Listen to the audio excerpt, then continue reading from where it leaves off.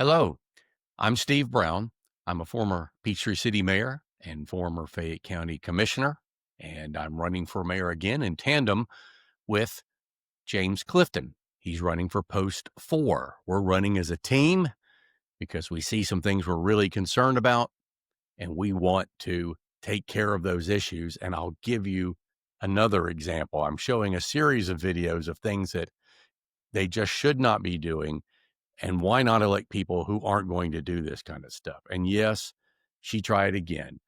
Mayor Learnard continues to silence citizens and council members while spinning a narrative that places her as the sole authority. And now she claims that only she can speak and only she knows the truth. Let's watch this.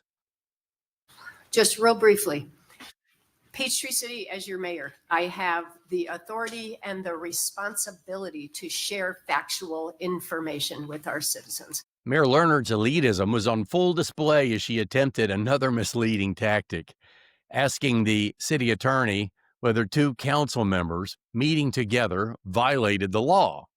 It doesn't violate the law, and the attorney confirmed it. Let's watch this. Another issue that seems to have come up is 2x2 meetings.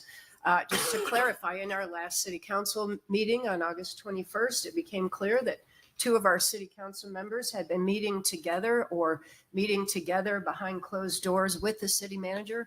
I just want to make clear that is not against the law. Mr. Meeker, can I get a clarification on that? 2x2 meetings are not in any way. As long as it's not a quorum, it's not a violation of the Georgia Open So Meetings even Law. when we have only 4 up here, for 2 people to go behind closed doors, is that against the law? No, because the quorum under the charter.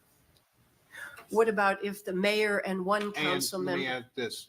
In addition to the quorum issue, you also have a city ordinance that states that not more than 2 can meet at any one time. Not more than 2. So it's both Georgia law and city self-imposed restriction. So I just want to make it clear that 2 council members going behind closed doors to discuss budget is not any kind of violation of the law. I guess I'll stop there. This is where the mayor's actions really does cross a legal line. City staff had scheduled regular 2x2 meetings. That's 2 council members with the staff behind closed doors in City Hall. These were regularly scheduled meetings. They were called 2x2 meetings.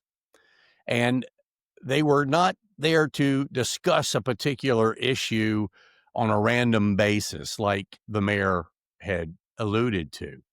But they were there to make decisions on policy, funding, and city operations. And these decisions were never placed on a public agenda. Instead, the council business was conducted in secret behind closed doors. They were making decisions that should have been in a public city council meeting behind closed doors. Once the city manager secured an informal agreement from a majority of those council members who attended those regularly scheduled 2x2 meetings, staff moved forward without a public vote, and that's plain wrong. And don't just take my word for it.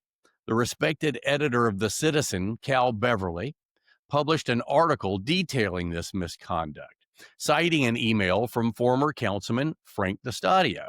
I will read Cal Beverly's article to you. Peachtree City Councilman Frank DeStadio complains that the council makes too many decisions out of public sight.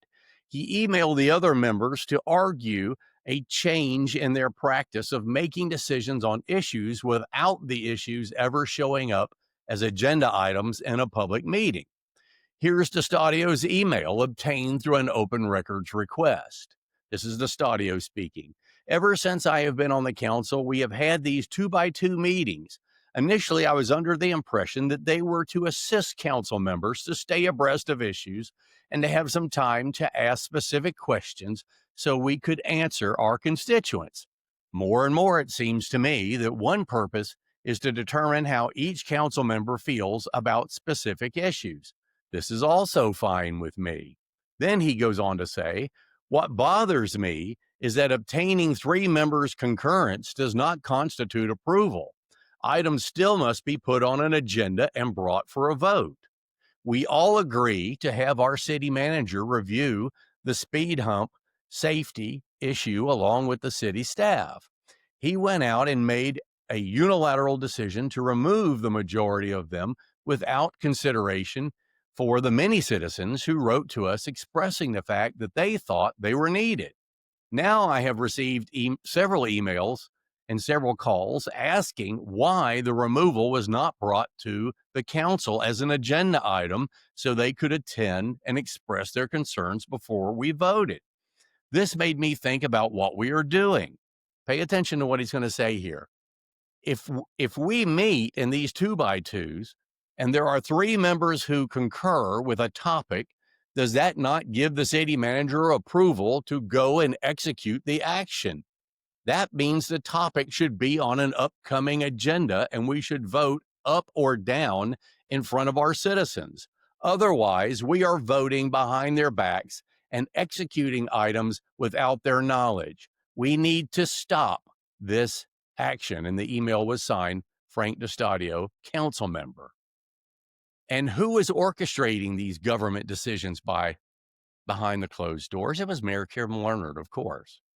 A review of meeting agendas prior to Councilman DeStadio's email reveals all the agendas were nearly empty because the real city business was being conducted in a back room at City Hall. DeStadio, a man of integrity and character, stood up for transparency. After Cal Beverly and I began exposing this deceptive practice that shortchanged the citizens, the city quietly stopped holding its routine 2x2 meetings. Caught red-handed, Mayor Learnard now scrambles to deny it all. You will recall the speed humps that just showed up one day on the paths. Where was that decision made? It was never on a meeting agenda. It was never on a council meeting topic list.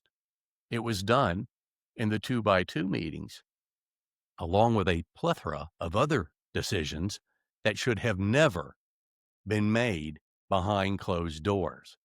If Kim says, yes, 2 people can meet on the council and that's not against the law, that's true. But when 2 people meet with city staff behind closed doors on a regularly scheduled basis and make policy and business decisions behind closed doors, that is an issue that breaches state law and cheats the citizens of the ability to hear the public business being conducted and to give their views. Thank you. I'm Steve Brown. I hope you'll go to our website. It's ptcbackontrack.com. You're going to find tons of great material on there.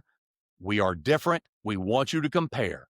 Steve Brown, James Clifton, City Council. Thank you.